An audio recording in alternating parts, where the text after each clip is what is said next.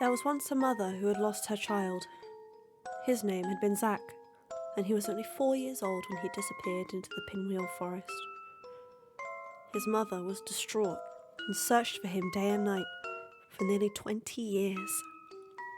Her husband had left her, claiming he couldn't live with a woman stuck in the past.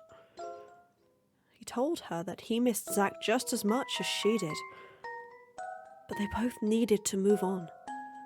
He'd been missing for 20 years after all. And the man was lonely and sad. But the mother didn't pay attention. She let him go without a word, only continued to stare out the window of her small apartment in Castalia City. Her friends sometimes visited. They sat on the couch and watched her, sharing hushed words every so often. Many times they tried to draw her away from the window, but she would simply look at them, eyes glazed and far away, and say, "No, I'll stay here.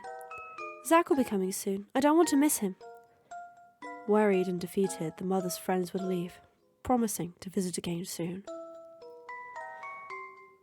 Then one day, a tiny knock came at the door.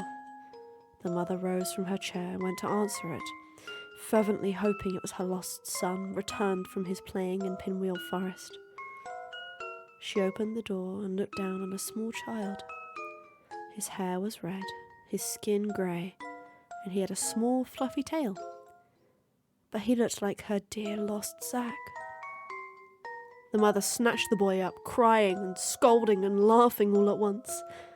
She had lost all concept of time long ago, and the fact that it had taken 20 years for her child to return and he was still very small didn't make any impact on her joy at seeing him. Her 4-year-old son had returned. The mother sat Zack on the couch, told him to wait there while she made him a sandwich. Then she watched him eat and watch cartoons with all the love in the world. The sun sank below the horizon and the mother put Zack to bed, kissing him on top of his head and telling him to have the sweetest dreams. She turned out the light and went to her own bed for the first time in 20 years.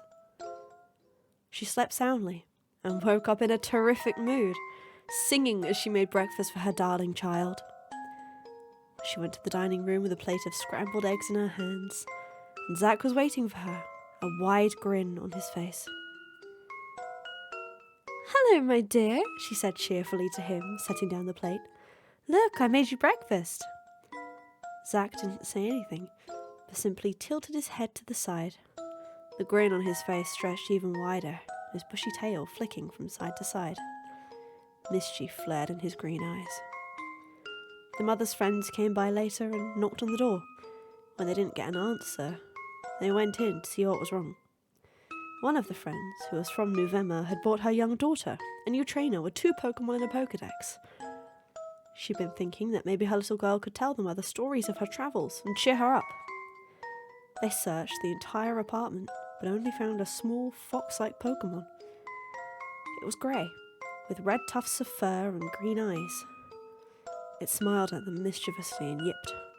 Excited to see a new Pokemon, the young trainer knelt down in front of it and pulled her Pokedex out of her backpack.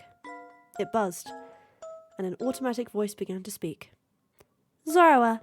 It changes into the forms of others to surprise them. Apparently, it often transforms into a silent child."